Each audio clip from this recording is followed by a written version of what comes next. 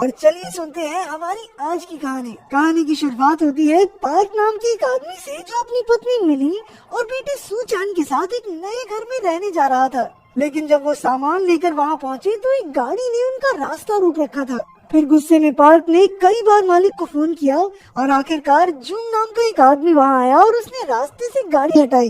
तब पार्क ने उसे काफी बुरा भला कहा। इसके बाद पार्क अपना सारा सामान नए घर में रखवाने लगा। तभी उसकी मुलाकात उसकी नई पड़ोसन से हुई जिसका नाम मिस ओ था। वो अकेले ही दिन रात मेहनत करके अपने बच्चों का पेट पालती थी। काम पर जाने से पहले उसने अपने बेटे ली को किसी भी अनजान आदमी से बात करने से मना कर दिया। इधर पार्क और उसका परिवार नए घर में आकर काफी खुश थे। फिर अगली सुबह जब सूचैन अपनी बॉल से खेल रहा था तो उसने देखा कि बॉल हमेशा एक ही डायरेक्शन में लुढ़क रही थी। उसने इस बारे में अपने माँ बाप को बताया और उन्हें भी शक हुआ कि कहीं ये पूरी बिल्डिंग टेढ़ी तो नहीं। खैर बाद में वो अपने परिवार के साथ एक महंगी रेस्टोरेंट में जश्न मनाने गया क्योंकि उसने काफी मेहनत से आखिरकार एक घर खरीद लिया था। लेकिन वहाँ पर उसने इतनी शराब पी ली कि उन्हें घर जाने के लिए टैक्सी बुलानी पड़ी। हैरानी की बात तो ये थी कि यहाँ भी टैक्सी का ड्राइवर जूंगी निकला।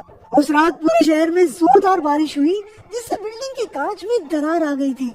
फिर सुबह उस पर जून की नजर पड़ी और जैसे ही उसने टूटे हुए कांच को छुआ तो वो एक ही पल में चकनाचूर हो गया। उधर पार्क ने भी देखा कि बारिश की वजह से फर्श भी टूटने लगा था। उसने तुरंत इसकी शिकायत म्युनिसिपैलिटी से की, लेकिन उन्होंने कहा कि इसकी मरम्मत पूरी बिल्डिंग के लोगों की रजामंदी के बाद ही हो सकती है। अब पार्क ने सभी लोगों को इकट्ठा करके इस बारे में बात की, लेकिन जल्द ही उन सब में छोटे छोटे मुद्दों पर बहस छिड़ गई। फिर अगले दिन पार्क के साथ काम करने वाले लोग पार्टी करने उसके घर आए। जैसे ही वो बिल्डिंग में घुसे तो उन्होंने जून को टूटे कांच की मरम्मत करते देखा। जून ने तो उन्हें जमीन में पड़ी दरारें भी दिखाई, लेकिन पार्क ने तुरंत बात पलट दी और अपने साथियों को अपने घर में ले आया।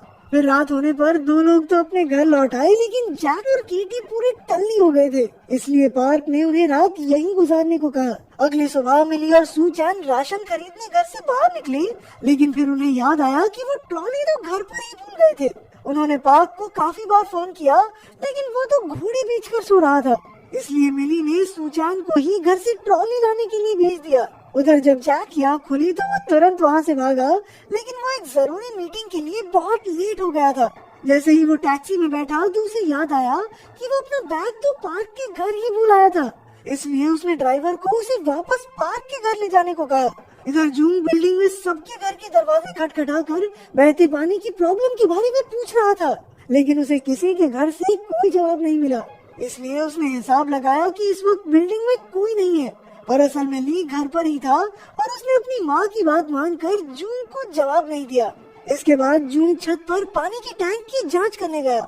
वहाँ उसका बेटा बेन छिपकर सिगरेट पी रहा था और अपने पिता को देखते ही वो तुरंत एक कोने में छिप गया। खैर जब जून टैंक की जांच करके वहाँ से जाने लगा तो अचानक जमीन जोर जोर से हिलने लगी और कुछ ही पलों में पूरी बिल्डिंग एक भयंकर गड्ढे में धंस गई थी। जैक तो अभी टैक्सी में था और जब बिल्डिंग धंसने लगी तो उसकी टैक्सी लुढ़क कर बिल्डिंग की छत पर आ गिरी और जल्द ही वो फिर से नीचे गिरने लगा, पर उसने एक्सीलरेटर दबाए रखा जिससे वो किसी तरह पार्क के फ्लैट वाले माले पर पहुंच गया। फिर पार्क ने किसी तरह उसे टैक्सी से बाहर निकाला और बाद में उन्होंने मिलकर सोफे के नीचे दबी केटी को बचाया। कुछ ही पलों में जून भी बिल्डिंग की छत से गिरकर पार्क के माले पर आ पहुंचा और पार्क ने सबको इकट्ठा करके अपने बेटे की तलाश शुरू कर दी। और जून ने उसे बताया कि उसने सूचैन को आखिरी बार लिफ्ट में देखा था।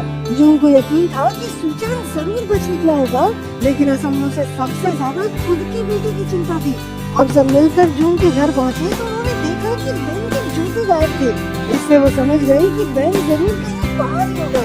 इसके बाद वो सब मदद की तलाश में बिल्डिंग की छत पर पहुँचे और बिल्डिंग गड्ढे में इतनी नीचे धंस चुकी थी कि किसी फोन में सिग्नल ही नहीं आ रहा था। अचानक उन्हें किसी के चिल्लाने की आवाज सुनाई दी तो उन्होंने देखा कि बेन मलबे के नीचे फंसा हुआ था। उन सब ने मिलकर उसे जैसे तैसे बाहर निकाला और उसकी जान बचाई। तब तक गड्ढे के बाहर पुलिस और सुरक्षा कर्मी भी पहुंच चुके थे। जब उन्होंने नीचे उतरने की कोशिश की तो जमीन फिर से हिलने लगी और मजबूरन उन्हें वापस ऊपर जाना पड़ा। मिली और बिल्डिंग के बाकी लोग मौजूद थे और उन्हें अपने परिवारों की बेहद चिंता हो रही थी। इसके बाद पुलिस ने गड्ढे में ड्रोन भेजने की कोशिश की, लेकिन रास्ते में ही उसका सिग्नल टूट गया और वो बिल्डिंग की छत पर आ गिरा। उसे देखकर पार्क और उसके साथी समझ गए कि पुलिस उनकी मदद के लिए आ गई है। लेकिन उसी वक्त बिल्डिंग का एक हिस्सा टूट गया, जिससे छत अचानक बिल्कुल टेढ़ी हो गई। उन सब ने तुरंत लटकते हुए किसी न किसी चीज का सहारा ले लिया, लेकिन जैक के हाथ कुछ नहीं लगा और वो तेजी से नीचे गिरने लगा। तभी केडी ने अपनी जान जोखिम में डालकर लंबी कार जैक की ओर फेंक दी और फिर जू और पार्क मिलकर किसी तरह जैक को वापस ऊपर खींचने में कामयाब रहे। और अचानक कार टूट गई और जू नीचे गिरकर तेजी से कीचड़ में धंसने लगा। अपने पिता को बचाने की खातिर बेन भी उस कीचड़ में कूद गया, लेकिन बदकिस्मती से वो भी नीचे धंसने लगा। अब समय बहुत कम था, इसलिए पार्क ने तुरंत अपने दिमाग के घोड़े दौड़ाए। उसने फटाफट अपने बेडरूम में जाकर सारी खिड़कियां तोड़ डाली, जिससे कीचड़ कमरे में भरने लगा और जू और बेन की जान बच गई। उधर अचानक ड्रोन को सिग्नल मिला और वो उड़कर गड्ढे से बाहर आ गया, जिससे पुलिस को पता चला कि अंदर लोग अब भी जिंदा हैं। अभी उन्हें खबर मिली कि जब सूचन बिल्डिंग में गया तो उसके पास फोन था। जब पुलिस ने उसका फोन ट्रैक किया तो पता चला कि वो भी अंदर ही कहीं फंसा हुआ था। फिर अगले दिन पुलिस साथ की बिल्डिंग के लोगों को समझाने पहुंची कि उन्हें ये बिल्डिंग तोड़नी पड़ेगी, नहीं तो जल्द ही ये बिल्डिंग फ्यूज करने में गिर जाएगी, जिससे वहाँ मौजूद सभी लोग मारे जा सकते हैं। पहले तो कोई भी इसके लिए राजी नहीं हुआ, लेकिन जब एक बूढ़े आदमी ने उन्हें जिंदगी की अहमियत समझाई तो आखिरकार सब मान गए। उधर गड्ढे में जून ने सबको बताया कि वो बिल्डिंग में कोई मौजूद नहीं है, क्योंकि इस हादसे से पहले उसने खुद हर घर का दरवाजा खटखटाया था। फिर कुछ समय बाद पुलिस ने पैराशूट के जरिए उनके लिए खाने पीने का सामान भेजा, साथ ही उन्होंने टॉर्च, ऑक्सीजन, बैटरीज और एक सैटेलाइट फोन भी भेजा। पार्क ने तुरंत अपनी पत्नी को फोन करने की कोशिश की, लेकिन इससे पहले फोन खुद ही बजने लगा। जब पार्क ने फोन उठाया तो पुलिस ने उससे वहाँ के हालात के बारे में पूछा और फिर मिली ने फोन लेकर उसे तुरंत सुचैन को ढूंढने को कहा। लेकिन कोई नहीं जानता था कि सुचैन तो असल में पार्किंग के अंदर एक गाड़ी में छिपा था। उन सब ने एक रस्सी की मदद से पार्क को लिफ्ट तक पहुँचाने का फैसला किया। वहीं बाहर से पुलिस ने क्रेन के जरिए लोगों को निकालने का काम शुरू कर दिया, लेकिन अचानक साथ की बिल्डिंग का ऊपरी हिस्सा टूटकर गड्ढे के ऊपर फंस गया, जिससे अंदर जाने का रास्ता ही बंद हो गया। इधर पार्क किसी तरह पार्किंग में पहुंचा, लेकिन उसके साथियों के हाथ से रस्सी छूट गई थी। उसी वक्त बाहर जोरदार बारिश होने लगी, जिससे पार्किंग में तेजी से पानी भरने लगा। वही बेचारा सुचैन पूरी तरह रो कर मदद की गुहार लगा रहा था। पार्क अपने बेटे की आवाज़ें सुनकर उसकी ओर बढ़ने लगा, लेकिन रास्ते में उस पर मलबा गिर गया, जिससे उसके टांग में गहरी चोट लग गई। लेकिन फिर भी उसने किसी तरह सुचैन को बचा ही लिया। तभी उसने देखा कि मिस ओ भी वहाँ फंसी हुई थी। अब पानी तेजी से भर रहा था, इसलिए उसने मिस ओ को भी अपने साथ चलने को कहा, लेकिन वो जानती थी कि अपने बूढ़े शरीर के साथ वो ऊपर नहीं चल पाएगी, इसलिए उसने पार्क को आगे बढ़ जाने को कहा। ना चाहते हुए भी पार्क ने सुचैन को अपनी पीठ पर बांधा और बाइक से ऊपर चढ़ने लगा। जैसे ही वो बिल्डिंग के ऊपर पहुंचा तो उसने अपने साथियों को आवाज लगाई। वो सब तुरंत भागे और मिलकर पार्क और सुचैन को ऊपर खींचने में कामयाब रहे। फिर जैसे ही सब छत पर पहुंचे तो उनके होश उड़ गए, क्योंकि गड्ढे में दूसरी बिल्डिंग गिरने से रास्ता एकदम बंद हो गया था। अब वहाँ भी पानी तेजी से भरने लगा और उनके पास अब ज्यादा समय नहीं था। तभी जून कहीं से एक बड़ा टैंक ढूंढ कर लाया, जिसे उसने येलो सबमरीन का नाम दिया। उसने फटाफट सबको टैंक में डाला और खुद अपनी जान खतरे में डालकर ढक्कन बंद करने के लिए बाहर निकला। फिर जैसे ही पानी का स्तर तेजी से बढ़ा तो टैंक भी ऊपर तैरने लगा, लेकिन कुछ ही समय में टैंक कुछ तारों की जाल में फंस गया।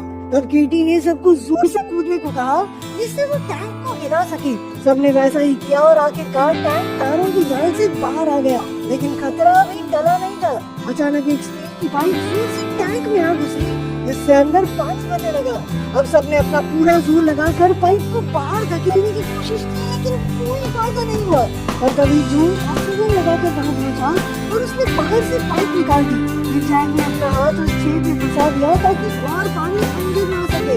इधर जून टैंक को पकड़कर ऊपर आने की कोशिश कर रहा था, लेकिन जल्द ही उसका हाथ छूट गया और फिर नीचे गिरने लगा। और खुशकिस्मती से उसकी टांग टैंक के तारों में फंस गई और वो अपने आप ऊपर खींचता चला गया। आखिरकार वो सब पानी के ऊपर पहुंच गए और सबने चैन की सांस ली। लेकिन जल्द ही टैंक में एक और चीज हो गया और फिर से पानी भरने लगा। उन्होंने बाहर से तुरंत ढक्कन खोल दिया और ऊपर से पुलिस ने भी उन्हें देख लिया। जल्द ही उन्होंने क्रेन के जरिए सबको बाहर निकाला। आखिरकार 48 घंटे की जद्दोजहद के बाद सब सही सलामत बच निकले थे। अगर वीडियो पसंद आए तो लाइक कर देना, चैनल को सब्सक्राइब कर देना। मिलते हैं अगली वीडियो में।